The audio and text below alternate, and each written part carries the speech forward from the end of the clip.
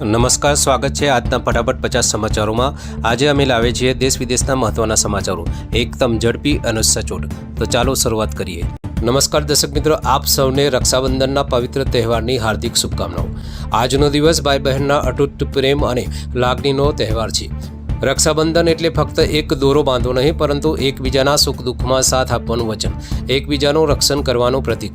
આ પર્વ આપણી હિન્દુ સંસ્કૃતિનું એક સુંદર ઉદાહરણ છે, જ્યાં બહેન પોતાના ભાઈના લાંબા આયુષ્ય અને સુખ માટે પ્રાર્થના કરે છે અને ભાઈ તેના જીવનભર રક્ષણ કરવાનું વચન આપે છે। આ તહેવાર આપણા સંબંધોની મીઠાશ અને પવિત્રતાને ઉજાગર કરે છે। આજના આ શુભ દિવસે ચાલો આપણે આપણા ભાઈ બહેનના સંબંધોને વધુ મજબૂત બનાવીએ। તો ચાલો હવે શરૂ કરીએ છીએ આજના મહત્વના સમાચારો। 6 વર્ષ બાદ ખેડૂતોને મોટી રાહત। ગુજરાત હાઈકોર્ટનો મહત્વપૂર્ણ ચુકાદો। એસબીઆઈ ઇન્સ્યોરન્સ કંપનીને 15,000 ખેડૂતોને વળતર ચૂકવવાનું ફરમાન આપવામાં આવ્યું। 2017-18ના ખેતી નુકસાન મુદ્દે હાઈકોર્ટે સરકારની કમિટીનો રિપોર્ટ માન્ય રાખ્યો। કુલ ₹7 કરોડથી વધુની વીમા રકમ 8% વ્યાજ સાથે ચૂકવવાની સૂચના। જન્માષ્ટમી તહેવારને ધ્યાનમાં રાખીને રાજકોટ એસટી ડેપોની ખાસ તૈયારી। વતન જતા યાત્રીઓને હેરાન ન થવું પડે તે માટે 50 વધારાની બસો દોડાવાશે। રાજકોટથી મોરબી, ગોંડલ, સુરેન્દ્રનગર સહિત ધાર્મિક સ્થળો સુધી બસો વધારાશે। અમદાવાદ, સુરત, વડોદરા અને અંબાજી રૂટ પર પણ વધુ બસો દોડાવાશે। શુક્રવારે વડાપ્રધાન નરેન્દ્ર મોદીએ રશિયાના રાષ્ટ્રપતિ વ્લાદિમીર પુતિન સાથે ફોન પર વિગતવાર વાતચીત કરી। વાતચીતમાં બંને નેતાઓએ ભારત રશિયા સંબંધોને વધુ મજબૂત બનાવવાની પ્રતિબદ્ધતા વ્યક્ત કરી। પીએમ મોદીએ યુક્રેન પરિસ્થિતિ વિશે માહિતી આપવા બદલ પુતિનનો આભાર માન્યો। પીએમ મોદીએ એક્સ પર પોસ્ટ કરીને જણાવ્યું કે તેઓ આ વર્ષના અંતમાં રાષ્ટ્રપતિ પુતિનની ભારત મુલાકાતની રાહ જોઈ રહ્યા છે, જેનાથી ભારત રશિયાની વ્યૂહાત્મક ભાગીદારી વધુ ગાઢ બનશે। કેન્દ્રીય રેલવે મંત્રી અશ્વિની વૈષ્ણવે જણાવ્યું હતું કે કેબિનેટ બેઠકમાં 5 મહત્વપૂર્ણ નિર્ણયો લેવામાં આવે છે। આ માટે કુલ ₹52,667 કરોડના ભંડોળ પ્રોજેક્ટ્સને મંજૂરી આપવામાં આવી છે। વર્ષ 2025-26માં પ્રધાનમંત્રી ઉજ્જવલા યોજનાના લાભાર્થીઓને સબસિડી આપવા માટે ₹12,060 કરોડ મંજૂર કરવામાં આવે છે। જાહેર ક્ષેત્રની ઓઇલ કંપનીઓને ઘરેલું એલપીજી પર થતા નુકસાનની ભરપાઈ કરવા માટે ₹30,000 કરોડનું વળતર આપવામાં આવશે। ટેકનિકલ શિક્ષણને સુધારવા માટે merit multi disciplinary education and research in technology યોજનાને ₹4,200 કરોડનું ભંડોળ આપવામાં આવ્યું છે। આસામ અને ત્રિપુરા માટેના ખાસ વિકાસ પેકેજ હેઠળ ₹4,250 કરોડના ખર્ચે 4 નવા પ્રોજેક્ટ્સને મંજૂરી આપવામાં આવી છે। તામિલનાડુમાં મરક્કનમ પાંડુચેરી વચ્ચે 46 કિલોમીટર લાંબો 4 લેન હાઈવે ₹2,157 કરોડના ખર્ચે બનાવવામાં આવશે।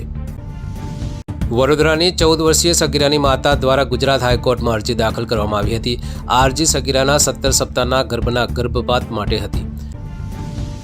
હાઈકોર્ટે આજે અરજીને મંજૂરી આપી છે। કોર્ટે નોંધ્યું કે ગર્ભપાત જોખમી હોવા છતાં ગર્ભ રાખવો એ પીડિતા અને તેના પરિવાર માટે આઘાતજનક બની શકે છે। હાઈકોર્ટે તાત્કાલિક ધોરણે ગર્ભનો નિકાલ કરવા, ગર્ભનું DNA મેળવી FSLમાં તપાસ અર્થે મોકલવા અને પીડિતાની ગર્ભપાત પહેલાં અને પછીની મેડિકલ સાર સંભાળ રાખવાનો આદેશ આપ્યો છે। મોરબીના મારિયા સુરજબારી પુલ પર ભયાનક ટ્રિપલ અકસ્માત સર્જાયો। એક કન્ટેનર પલટી મારી જતાં પાછળ આવતી અર્ટિકા કાર સાથે ભયાનક અકસ્માત સર્જાયો હતો। આ અકસ્માતમાં કારમાં આગ લાગી હતી, જેમાં 2 વિદ્યાર્થી અને ટ્રકમાં સવાર ડ્રાઈવર અને ક્લીનરના કરુણ મોત થયા છે। કેન્દ્ર સરકારની મફત અનાજ યોજના હેઠળ ગુજરાતમાં મોટી ગેરરીતિ સામે આવી છે। જસદણ અને વિંછિયા તાલુકામાં 20,340 એવા રેશન કાર્ડ ધારકો પકડાયા છે, જેઓ ગરીબ ન હોવા છતાં લાભ લઈ રહ્યા હતા। સરકારે હવે કડક કાર્યવાહી શરૂ કરી છે। તપાસ બાદ દોષિતોને કાયદેસરની કાર્યવાહીનો સામનો કરવો પડશે। રાજ્યમાં હાલમાં વરસાદ સમ્યો છે, પણ હવામાન વિભાગે ફરી વરસાદની આગાહી કરી છે। 10 ઓગસ્ટ પછી બંગાળની ખાડીની સિસ્ટમથી ગુજરાતમાં ફરી વરસાદ આવશે। સૌરાષ્ટ્રના દરિયાકાંઠા વિસ્તારોમાં 15 ઓગસ્ટથી ભારે વરસાદની શક્યતા। 15 થી 23 ઓગસ્ટ વચ્ચે મેઘરાજા ધમાકેદાર બેટિંગ કરશે। સુરતના ઓલપાડ સાયન રોડ પર ભયાનક અકસ્માત। બેફામ કાર ચાલકે 2 સાયકલ ચાલકને ઉડાવ્યા। એક સાયકલ પર સવાર 2 લોકોના ઘટના સ્થળે જ મોત નીપજ્યા। ગુજરાત રાજસ્થાન બોર્ડર નજીક ભયાનક અકસ્માત। ભેંસલા ગામ પાસે બાઇક અને ઇકો અથડાઈ। દુર્ઘટનામાં બાઇક સવાર 2 અને ઇકો ડ્રાઈવરનું ઘટના સ્થળે મોત થયું। અકસ્માતમાં એક બાળક અને મહિલા ગંભીર ઇજાગ્રસ્ત, સારવાર માટે રાજસ્થાન ખસેડાયા. ઇકો કાર ગરનારામાં પડી ગઈ હતી. મૃતકોમાં મૂળ મોડાસાના મુલુજ ગામના વતનીનો સમાવેશ. ગાંડામાં હેલિકોપ્ટર ક્રેશ, રક્ષા પર્યાવરણ મંત્રી સહિત 8ના કરુણ મોત. હેલિકોપ્ટરે અક્કરાથી ઉડાન ભર્યા બાદ મિનિટોમાં જ દુર્ઘટના બની. દિલ્હીમાં હુમા કુરેશીના પિતરાઈ ભાઈ આસિફ કુરેશીની હત્યા. જંગપુરા ભોગલ બજારમાં પાર્કિંગ વિવાદમાં 2 યુવાનોનો તીક્ષ્ણ હથિયારથી હુમલો. સીસીટીવી ફૂટેજમાં આખી ઘટનાનો ખુલાસો. હુમલાખોરોને ઓળખી લીધા. 18 અને 19 વર્ષના આરોપીઓ ગૌતમ અને ઉજ્જવલની ધરપકડ માટે તજવીજ શરૂ. માર્ક મોબિયસે કહ્યું કે ટ્રમ્પના 50% ટેરિફનો ભારત પર ઓછો અસરકારક અસર થશે, કારણ કે ભારતનું સ્થાનિક બજાર મજબૂત છે અને નિકાસ પર નિર્ભરતા ઓછી છે. ભારત ચીન કરતાં ટેરિફ સંકટને વધુ સારી રીતે સંભાળી શકે છે. સોફ્ટવેર નિકાસ પણ દેશને આર્થિક અસરથી બચાવશે, એમ મોબિયસે જણાવ્યું. હિમાચલના ચંબામાં ભયાનક માર્ગ અકસ્માત. ટેકરી પરથી પડેલા પથ્થરથી કાર 500 મીટર ખીણમાં ખાબકી. આપઘાતમાં 6 લોકોના મોત, જેમાં એક જ પરિવારના 4 લોકોનો સમાવેશ. સ્વિફ્ટ કાર બજરાડુથી શ્રીનગર જઈ રહી હતી ત્યારે અકસ્માત બન્યો. ગંભીર પથ્થર વરસાદથી કાર પલટી ગઈ અને તમામ મુસાફરોના ઘટના સ્થળે જ મોત થયા. ડોનાલ્ડ ટ્રમ્પની ટેરિફ નીતિનો વિશ્વભરમાં વિરોધ. હવે સ્વિટ્ઝરલેન્ડ અને થાઇલેન્ડ પર નારાજ. અમેરિકન ફાઇટર જેટ ખરીદીની ડીલ છોડવાની તૈયારી. થાઇલેન્ડે F-16ની ડીલ રદ કરીને સ્વીડન પાસેથી $600 મિલિયન ગ્રીપેન જેટ ખરીદ્યા. સ્વિટ્ઝરલેન્ડે પણ $9.1 બિલિયન F-35 ડીલ અટકાવવાનું શરૂ કર્યું. ટ્રમ્પના 50% ટેરિફની અસર શરૂ. ટોચની અમેરિકન કંપનીઓએ ભારતથી આયાત અટકાવી. એમેઝોન અને વોલમાર્ટે ભારતીય ટેક્સટાઇલ કંપનીઓનો સપ્લાય બંધ કરવા કહ્યું. ટેક્સટાઇલ કંપનીઓ પર સીધી અસર. પર્લ ગ્લોબલ સહિતના સપ્લાયર પર માર. અમેરિકન કંપનીઓ વધેલા ખર્ચને સ્વીકારી શકતી નથી. વેપાર હાલ પૂરતો બંધ. ઉત્તર પશ્ચિમ ચીનમાં ભયંકર વરસાદથી ગાન્સુ પ્રાંતમાં ભારે તબાહી. 10ના મોત, 33 લાપતા અને ભૂસ્ખલનને કારણે હજારો લોકો ફસાયા. જિંગલોંગમાં 4 ગામ દુનિયાથી કપાઈ ગયા. 4000થી વધુ લોકો ફસાયા. રોગચાળો ફાટી નીકળવાનો ખતરો. ડેન્ગ્યુ ચિકનગુનિયાના 7000 કેસ સામે આવ્યા. કેન્દ્રીય મંત્રી નીતિન ગડકરીએ જાહેર પરિવહનમાં વિમાન જેવી સુવિધાઓ ધરાવતી 135 સીટર બસની જાહેરાત કરી. ફ્લેશ ચાર્જિંગ ટેકનોલોજીથી ચાલતી આ બસ મેટ્રો કરતાં સસ્તી રહેશે. બસનો પાયલટ પ્રોજેક્ટ નાગપુરથી શરૂ થશે. બાદમાં દિલ્હી, મુંબઈ સહિત દેશભરમાં લાગુ પડશે. સરકાર જાહેર પરિવહનમાં નવી ઇનોવેટિવ પહેલ લઈને આવી રહી છે. ફ્લેશ ચાર્જિંગ બસ મેટ્રોની તુલનાએ બહુ જ સસ્તી. માત્ર ₹2 કરોડ પ્રતિ કિલોમીટરનો ખર્ચ. એસી, એક્ઝિક્યુટિવ સીટ અને ખાણીપીણીની સુવિધા સાથે ટિકિટ ડીઝલ બસ કરતાં 30% સસ્તી.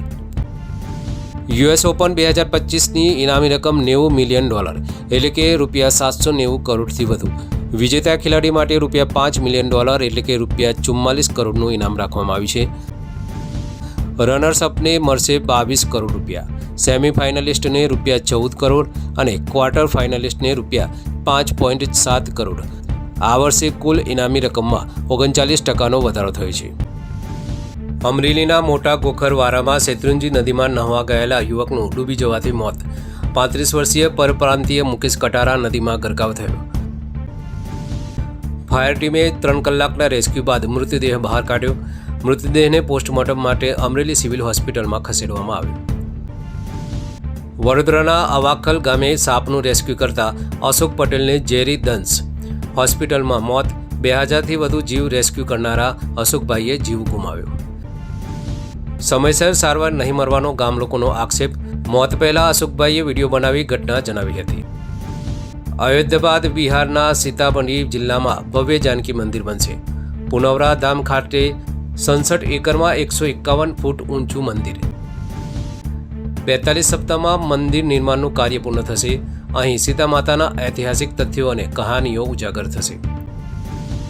ગુજરાત વિધાનસભાનું ચોમાસું સત્ર 8થી 10 સપ્ટેમ્બર સુધી યોજાશે.